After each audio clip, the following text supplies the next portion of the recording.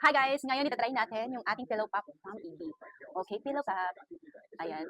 Nakikita nyo medyo ano na siya, burado na siya. Kasi ang tagal na sa akin ito, siguro mga 2 months na sa akin to, hindi pa rin siya maubos-ubos. Kasi naman napakalaki niya. Diba? Sulit na sulit ako bibili ka nito. Okay, try na natin yung shade na to, Rouge. Ito yung isa sa bestseller nila. Ito yung nakita ko na pwede sa Morena. Kaya ito yung ita-try natin. Okay, konti lang. Oh, konti lang kasi tingnan mo yung shades niya. Hot pink. Hot pink yung shade niya. Okay. Oh, guys, disclaimer lang ha. Hindi ako professional makeup artist, nakikita niyo naman. Ako isang simpleng may bahay lang na pagka gustong gumamit nito, basta-basta lang talaga maglalagay. Kaya hayaan niyo na. Papakita ko lang naman sa inyo yung shade, hindi yung paglagay ko.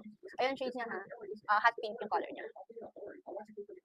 Hot pink. Pero hindi siya, tingnan niyo, bagay na bagay siya sa Morena. Lagyan natin dito para kunyari, mamula-mula tayo. O, diba? Bagay ba? Hindi ako mahilig sa blush, pero napabili ako dito kasi nakita ko na trending siya and gusto-gusto ng mga kabataan. Usok-uso na ito sa mga estudyante. Okay naman ba? Okay, ito na ang ating final look using EB Pillow Blush.